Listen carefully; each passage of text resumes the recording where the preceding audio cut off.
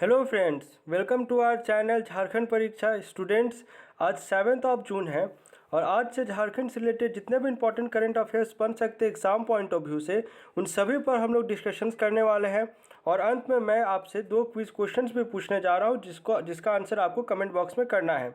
पहला quiz question तो आपका झारखंड करंट अफेयर्स से ही रिलेटेड होगा और दूसरा क्विज क्वेश्चन आपका झारखंड जीएस से रिलेटेड होगा। स्टूडेंट्स, आपको अगर आप उम्मीद करते हैं आप झारखंड जीएस अच्छे से पढ़ रहे होंगे, अगर झारखंड जीएस का कोई भी टॉपिक से रिलेटेड आपको किसी भी पॉइंट में अगर डाउट है तो वो भी आप कमेंट करके पूछ सकते हैं। आपके सभी क्वेरी का हम लोग सॉल्यूशन दे देंगे या आंसर प्रोवाइड कर देंगे, चाहे जिस मीडियम से भी करें। ठीक है, तो चलिए स्टार्ट करते हैं। आज का पहला क्वेश्चन है, टाटा फुटबॉल एकेडमी का देश भर में कौन सा स्थान है? तो इस क्वेश्चन का करेक्ट आंसर हो जाएगा ऑप्शन नंबर ए, पहला स्थान मिला है। तो टोटल जो है आपका ऑल इंडिया स्पोर्ट्स फेडरेशन या फुटबॉल फेडरेशन कह लीजिए, उसके द्वारा जो आपका एफिलिएटेड कह लीजिए, तो वो टोटल 400 आपका एकेडमी है, फुटबॉल एकेडमी। और इसमें से जो है आपका टाटा फुटबॉल एकेडमी को पहला स्थान मिला है। ठीक है, एक एक करके हम लोग सारे पॉइंट्स को देख लेते हैं।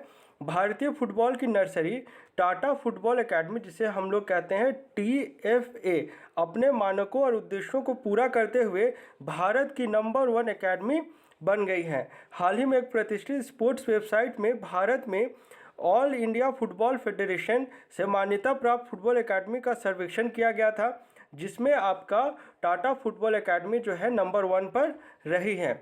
अब पूरे भारत में टोटल जो है 400 फुटबॉल एकेडमी है, जितने जैसे कि मैंने आपको बताया, जिनको आपका ऑल इंडिया फुटबॉल फेडरेशन के द्वारा मान्यता प्राप्त है, और इनमें से आपका टाटा फुटबॉल एकेडमी पहले नंबर पर है। फिर आपका आ गया यहाँ पर ऑल इंडिया फुटबॉल फेडरेशन ने रेटिंग के लिए TFA का पूरा सर्वेक्षण किया था। इसमें टाटा फुटबॉल एकेडमी का इंफ्रास्ट्रक्चर जो है वो पूरे भारत में भी नंबर 1 पर रहा था। ये आपका 4 महीने पहले की बात है। अब थोड़ा सा हम लोग हिस्ट्री में जाएंगे कि टाटा फुटबॉल एकेडमी का आखिर ऐसा क्या बैकग्राउंड है जिसके कारण से इसे पढ़ा और पढ़ाया जा रहा है। तो इसका थोड़ा सा बैकग्राउंड जान लिए। टाटा फुटबॉल एकेडमी की शुरुआत टाटा घराने ने 1987 में किया था, ये डेट याद रखेंगे आप। तब से लेकर अब तक 250 खिलाड़ी यहाँ से फुटबॉल की बारीकियाँ सीखकर ग्रेजुएट हो चुके हैं।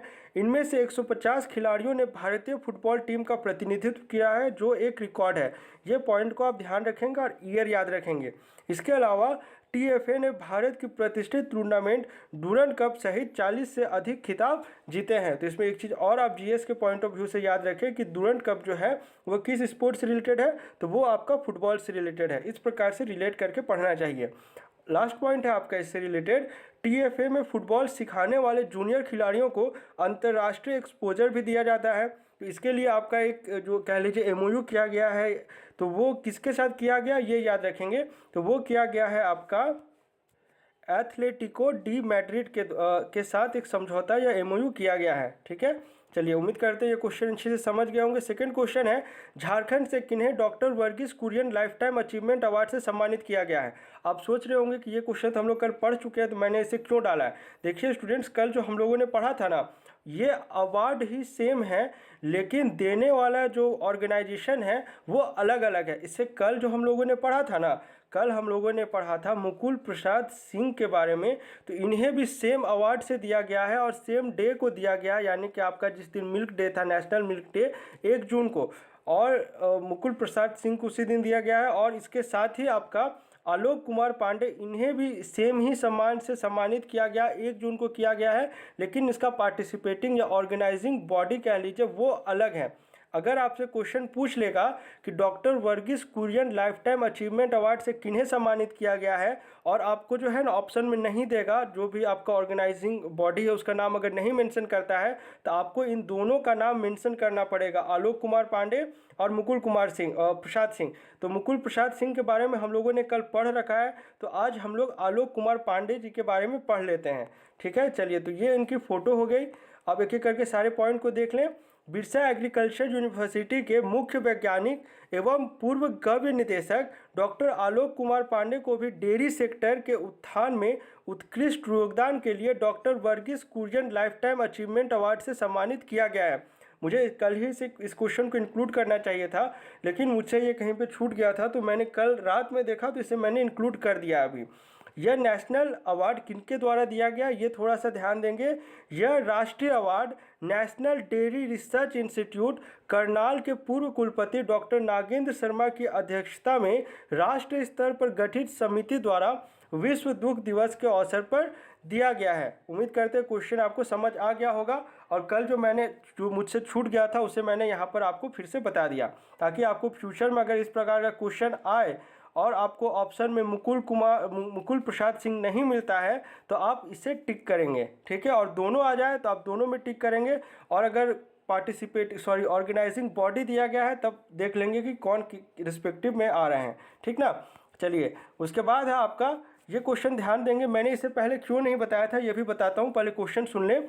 40 फीट ऊंचे घंटा घर का निर्माण किस जिले में किया जा रहा है? तो इस क्वेश्चन का करेक्ट आंसर हो जाएगा ऑप्शन नंबर सी, गढ़वा जिले में आपका इंदिरा गांधी पार्क पड़ता है, एक रंका मोड़ नाम कर की जगह है वहाँ पर, और यहीं पर इसका जो है निर्माण शुरू किया गया, यानी भूमि पूजन या स्टार्टिंग नींव रखने का जो काम होता है ना, वो किया गया है आपका 4 जून को। देखिए, जिस समय ये किया गया था मुझे ये क्वेश्चन उतना इम्पोर्टेंट नहीं लग रहा था, क्योंकि देखिए इस प्रकार का निर्माण होते रहता है, कुछ ऐसा स्पेशलाइजेशन वाला जो है ना, मुझे इस क्वेश्चन से ऐसा कुछ लगा नहीं। लेकिन चूँकि इसका निर्माण मतलब नींव रखे जाने के बाद ये टॉपिक जो है काफ़ी ट्रेंडिंग में आ रहा है, क्योंकि इसके खुद के जो विधायक हैं इनका नींव जो रखा गया वो मिथिलेश कुमार ठाकुर जी के द्वारा रखा गया है, जो कि आपके कांग्रेस से विधायक हैं अभी वर्तमान में, और उसी जगह से है जहाँ पर इसका निर्माण किया जा रहा है। तो अब बहुत सारे कांग्रेसी नेता जो है ये इस पर विवाद हो रहा है कि बोल रहे हैं कि आप जहाँ पर इसका निर्माण किया जा रहा है ना, आपका इंदिरा गांधी पार्क है जहाँ पर इसे निर्माण किया जाना है इस घंटा घर का, तो वहाँ पर आपका इंदिरा गांधी जी की एक मूर्ति भी स्टैब्लिश्ड है पहले से। तो बहुत लोगों का कहना है कि ये जो है इंदिरा गांधी जी का अपमान हो रहा है, बहुत सारे राजद नेता या कांग्रेस नेता कह रहे हैं। तो ये तो पॉलिटिकल कंट्रोवर्सी होगी, हम लोग इसमें नहीं पढ़ना है, आप बेहतर समझ सकते हैं। तो लेकिन अब चूंकि ये टॉपिक ट्रेंडिंग में आ रहा है तो थोड़ा सा एक ब्रीफ आइडिया आप जान लें, क्योंकि देखिए बहुत सारे, जैसे मार्टिलो टावर आपका पाकुड़ वाला रीजन में हो गया ना, अब फिर जैसे आप अगर GL जो चर्च की बात की जाए तो 1857 में जो वहाँ जो तोप के गोले दागे गए थे वो निशान हो गया, या फिर आपका एक हो गया जो आपका चर्च GL चर्च में ही जो आपका माउथ ऑर्गन जो रखा गया है, जो एशिया का सबसे बड़ा माउथ ऑर्गन है। तो इस टाइप का कुछ स्पेसिफिक जो होता है ना, जो एकदम आई कैचिंग हो और थोड़ा अपीलिंग हो आपका, जिससे जिससे टूरिस्ट प्रमोट हो सके, उस टाइप का मुझे ये वाला कॉन्सेप्ट उतना कुछ ऐसा खास लगता नहीं है। पर चूँकि निर्माण किया जा रहा है आपको इस बारे में थोड़ा सा ब्रीफ आइडिया जान लेना चाहिए, ठीक है। एक एक करके सारे पॉइंट को डिस्कशन कर लेते हैं। गढ़वा के रंका मोड़ स्थित इंदिरा गांधी पार्क में 40 फीट ऊंचे घंटा घर का निर्माण किया जा रहा है। इसके निर्माण की नींव पेयजल एवं स्वच्छता मंत्री मिथिलेश कुमार ठाकुर ने 4 जून को रखी है, जो भूमि पूजन मैंने आपको बताया। घंटा घर का निर्माण मंत्री के निजी कोष से लगभग 25 लाख रुपए की लागत में कराया जा रहा है। इसका निर्माण स्वतंत्रता सेनानी कौशल कुमार ठाकुर की स्मृति में कराया जा रहा है। 40 फीट होने के साथ साथ यह 4 मंजिला होगा। घंटा घर में 5 फीट लंबी घड़ी होगी, जिसका संचालन चाबी के माध्यम से किया जाएगा। तो ये उसका थोड़ा सा स्पेशल फीचर्स हो गया, जो कहा जाए स्पेशल, अगर उस सेंस में देखा जाए तो स्पेशल ही है। चलिए, फोर्थ क्वेश्चन है, काफ़ी इंपॉर्टेंट क्वेश्चन स्टूडेंट्स, और ये जो है ना आपका Jharkhand tribal advisory council rule 2021 बहुत ही ज़्यादा इंपॉर्टेंट होने जा रहा है। आप JPSC JSSC किसी भी झारखंड के अपकमिंग एग्जाम में इसमें क्वेश्चन एक्सपेक्ट कर सकते हैं। क्यों कर सकते हैं मैं ये भी समझा रहा हूँ, क्योंकि आज से पहले इसे लेकर सिर्फ हम लोग जो है ना रूल्स फॉर्मुलेट किए गए थे, लेकिन कभी भी आपका झारखंड गैजेट में ये पब्लिश नहीं हो पाया था, यानी इसे कभी भी पास नहीं किया गया था। इसके पीछे रीज़न था, वो भी मैं आपको बताऊँगा। तो पहले तो जान लीजिए, हम लोग थोड़ा सा इसके बारे में क्वेश्चन से रिलेटेड 4-5 बुलेट्स देख लेंगे अभी, लेकिन इसके बारे में एक डिटेल वीडियो आज 10 बजे मैं आपको प्रोवाइड कर दूँगा, उसे ज़रूर देखें।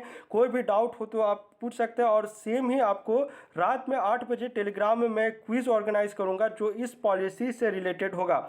आपको टोटल झारखंड के अगर पॉलिसीज़ की बात की जाए तो टोटल आपको 14 पॉलिसीज़, जिसमें वेरियस आपका हो गया रिहेबिलिटेशन या सेटलमेंट वाला कह लीजिए, या फिर आप नेक्सल सरेंडर पॉलिसी कह लीजिए, इस तरह से सोलर पॉलिसी कह लीजिए, food procurement policy, textile apparel policy, इस तरह से करते करते आपको टोटल 14 पढ़ना है।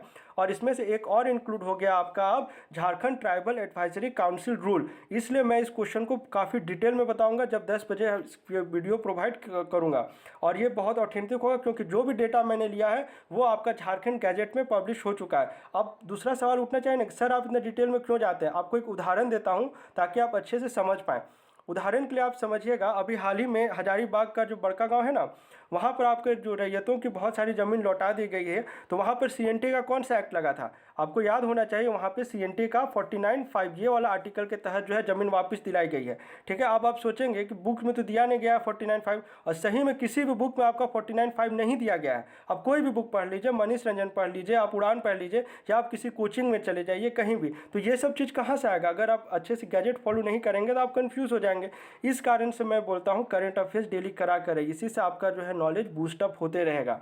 ठीक है, अगर CNT SPT पे अगर आप चाहते हैं अगर मैं गैजेट से पढ़ाऊँ तो वो भी पढ़ा दूंगा, लेकिन थोड़ा सा समय लगेगा आपको, कम से कम 6 से 7 दिन CNT मुझे पढ़ाने में लग सकता है, क्योंकि मैं दूसरों की तरफ भागता नहीं हूँ, जाऊँगा तो डिटेल में जाऊँगा। ठीक है, जैसा भी राय हो आप कमेंट करें। तो क्वेश्चन पहले सुन ले। क्वेश्चन है, Jharkhand tribal advisory council rule 2021 के तहत काउंसिल के पदेन अध्यक्ष कौन रहेंगे। तो इस क्वेश्चन का करेक्ट आंसर हो जाएगा मुख्यमंत्री ही रहने वाले हैं।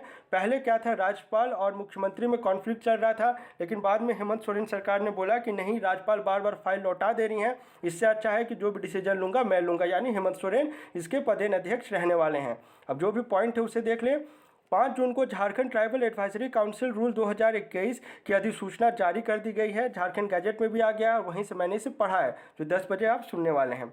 इसके तहत अब TSC के गठन में राजभवन की भूमिका नहीं रहेगी, बल्कि मुख्यमंत्री ही सदस्यों का मनोनयन करेंगे। इसी कॉन्फ्लिक्ट के चलते ये 3 साल से ये आपका जो है नहीं हो पा रहा था, इसे मतलब अप्रूवल नहीं मिल पा रहा था। मुख्यमंत्री TSC के पदेन अध्यक्ष तथा अनुसूचित जनजाति, जाति, अल्पसंख्यक एवं पिछड़ा वर्ग कल्याण मंत्री के उपाध्यक्ष होंगे।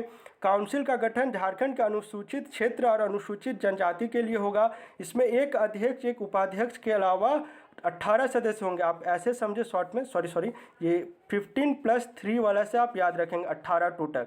मुख्यमंत्री काउंसिल के पदेन अध्यक्ष और सचिव होंगे। जनजातीय कल्याण विभाग और मंत्री परिषद के डिप्टी चेयरमैन होंगे। ठीक है, इसमें टोटल आपका जो है 23 पॉइंट्स है या रूल्स है जो आपको समझना है, और इतना डिटेल में अभी जाऊंगा तो वीडियो लंबा हो जाएगा, इसलिए अलग से सेपरेट वीडियो 10 बजे अपलोड कर दूंगा।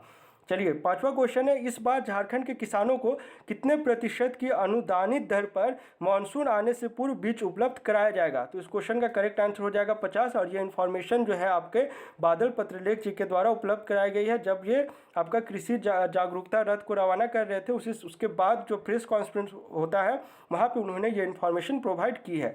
यहाँ पर मैंने सारा लिख दिया है, जो 50% मैंने आपको बताया, ये जानकारी उन्होंने रांची के नेपाल हाउस से कृषि जागरूकता रथ को हरी झंडी देकर रवाना करने के बाद की है। ठीक है, जिन भी किसानों को बीज की आवश्यकता होगी वो पैक्स के माध्यम से टोकन प्राप्त कर बीज ले सकते हैं। उम्मीद करते हैं क्वेश्चन आज का समझ आ गया होगा आपको। 10 बजे वाला वीडियो लेक्चर मिस ना करें, काफ़ी इंपॉर्टेंट होने जा रहा है। चलिए अब थोड़ा सा प्रीवियस क्विज क्वेश्चन को डिस्कस कर लें। झारखंड के कितने प्रतिशत आबादी बुजुर्गों के श्रेणी में आती है। तो इस क्वेश्चन का करेक्ट आंसर हो जाएगा ऑप्शन नंबर बी 12.9, और आप में से मैक्सिमम ने करेक्ट आंसर किया है। कॉन्ग्रेचुलेसन। ये डेटा वाला क्वेश्चन था, मुझे नहीं एक्सपेक्टेशन थी कितने सारे लोगों का सही आंसर आएगा, लेकिन आया है। इसका मतलब आपकी तैयारी अच्छी चल रही है।